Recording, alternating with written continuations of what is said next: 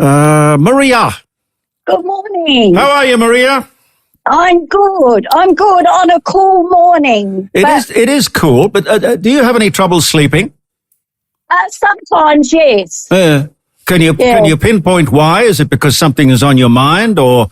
There's lots on my mind, Jeremy. I know that. And I want to fix the world problems. Well, it's time somebody did.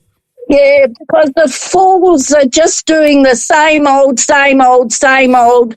As I told you last week, we have to draw a line under what we've done, which hasn't fixed anything, and we need to start afresh. So that's why I can't sleep sometimes. Yeah. Well, you can't take the problems of the world on your shoulders and then compound the felony by taking them all to bed. Maria, Albert Einstein said, you can't fix the problems the way that you created them. No, exactly right, Les. That sounds good, but what does it mean? Well, it means we need a new generation of thinking. Well, yeah, I suppose. Yeah, and sometimes to be a little bit different, instead of following all the things that haven't been improved, spending always more money, more revenue, more. Oh, yes. Instead of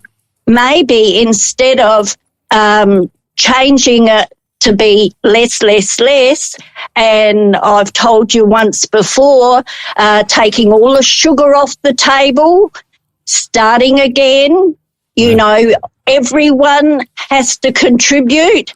Everybody has to pay tax. There's no not-for-profit. We see with the AFL the other week, we were talking about charities, Jeremy. Yep. Paying a celebrity $20 million to perform a couple of songs, and they have not-for-profit status. I'm sorry, the Australian taxpayers want the AFL. It is a business to pay tax. Yeah, it's fairly straightforward, isn't it?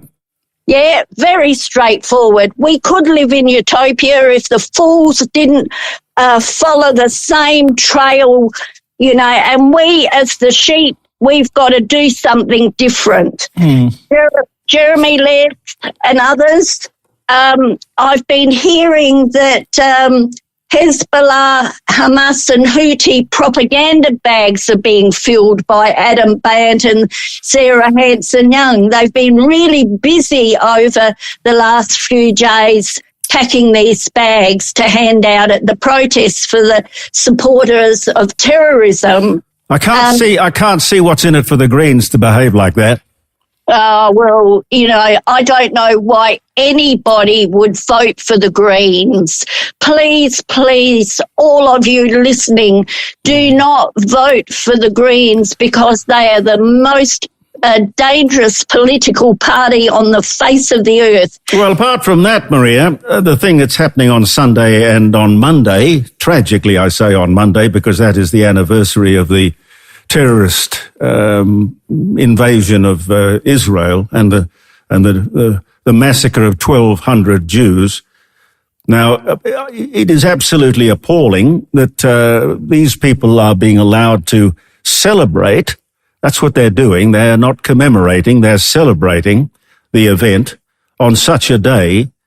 And apparently there is no law against it. They're going to be doing it in Melbourne, they're going to be doing it in Sydney, and they're going to be doing it in Adelaide. It is an appalling thing that they're doing. Yes, it is. But the contents of this propaganda bag, there's free SIM cards, a mobile phone, a pager, a burqa, the hijab, cover over, the 2-day hire of a crane voucher. Who told you this, Maria? I'll just finish off this. The voucher for 5 litres of fuel and tickets one way to Gaza, Lebanon and Iran. Don't get me wrong, both sides have done wrong, one out of hatred and elimination and the other to protect itself. So you're making this up just for a bit of fun, aren't you? Yes, yeah. I am. Hey, we might be able to do it, though. Question.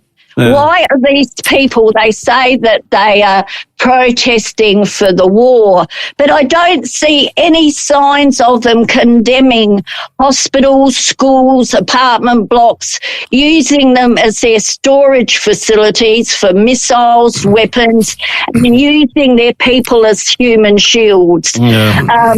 Added to that bag, do we have a dealership donating a vehicle of choice, the Toyota Land Cruiser, for their dirty terrorist deeds? Maria, can I make just a couple of comments? The first one regarding protests.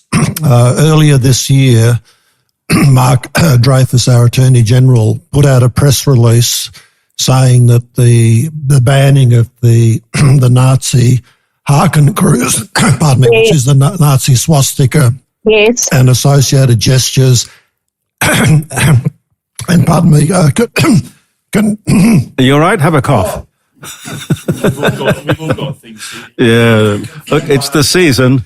Confirmed by my local member of Boothby, Louise Miller-Frost, that includes any symbols of terror, which for 12 months now, since the anniversary, which is Monday of the 1,200 people perishing in Israel, that atrocity.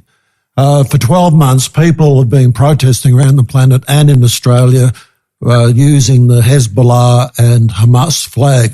It's illegal, according to the Australian government, and for 12 months, the Australian government has been allowing it. So that's one comment. The other comment is it's been referred to the Green Party as being, the Greens, being the watermelon party.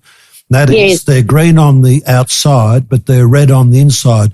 They're no longer the environmental party, Maria. They are a party of incredible ideologies which activists. Are quite foreign to our way of life here in this country. They're activists. Yeah. They've never been environmentalists as such. It was just a bit of a cover, you know. Back in the Bob Brown days, they were pretty much involved in, keeping the forests alive and the rivers clean. They were the tree huggers back then. That's I'm all for hugging a tree. Yeah. But the right sort of tree, we'll use that one for another day.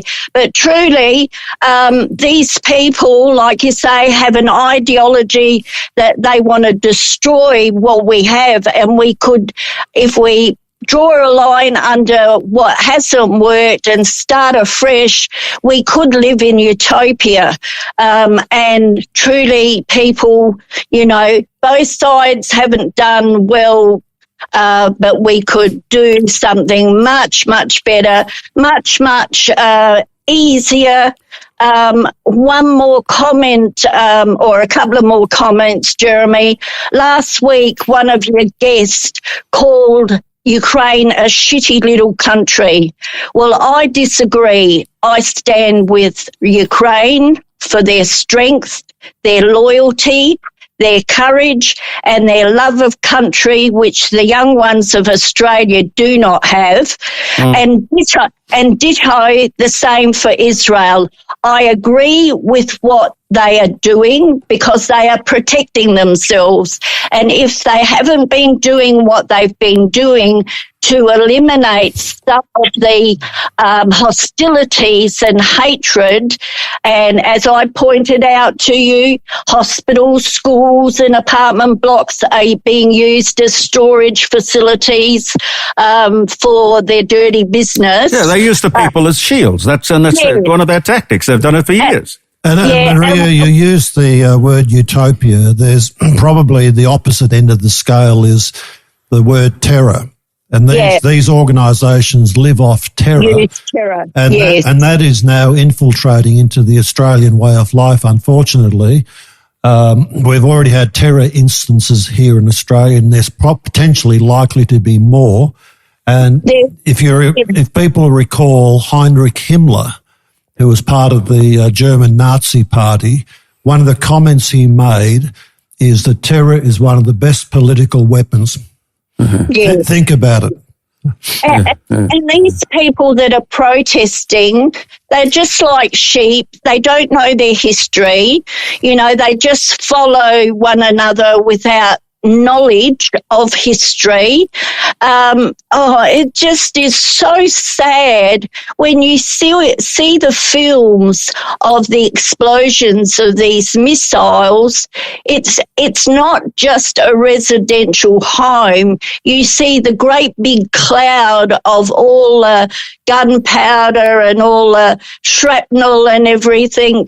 They don't have a brain, I'm sure, because if they put two and two together, they would come up and see what we see. And as you say, Les, we have brought in a big problem to Australia, and it's not going to end if we are weak as we are. The other thing that is that overlays on all of us around the planet is this the critical race thinking, which is now transformed into the word woke.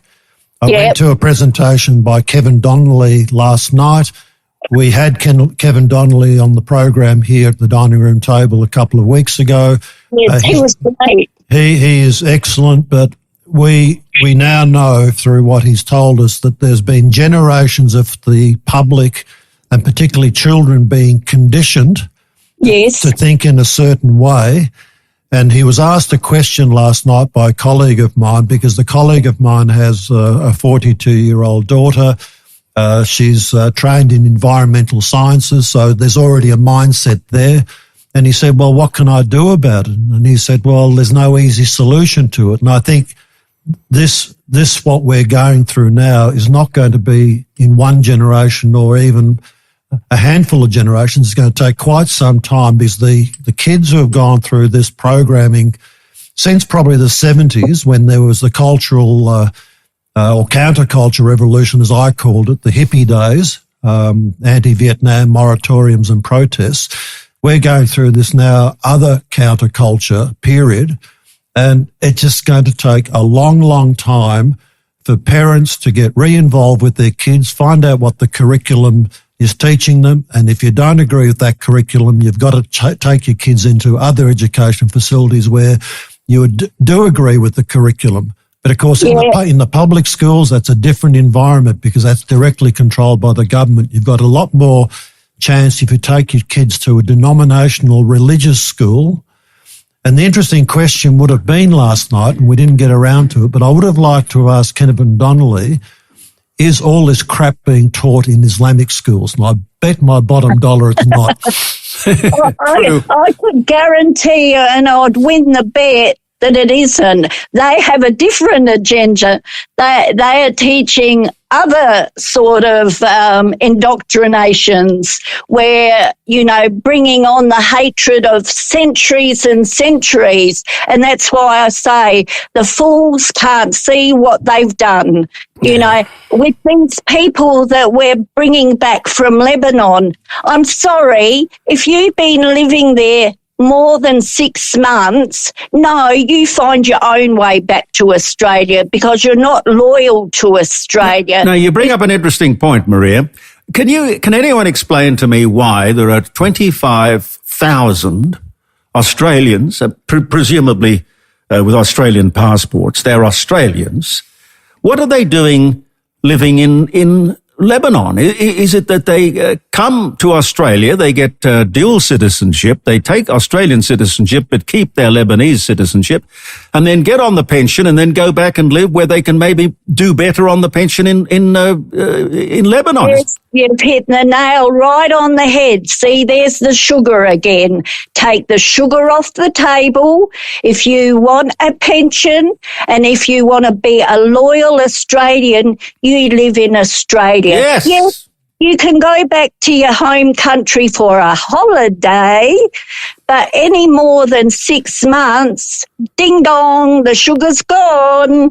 Yep. Look, what you say makes a lot of sense, Maria, and I thank you for saying it.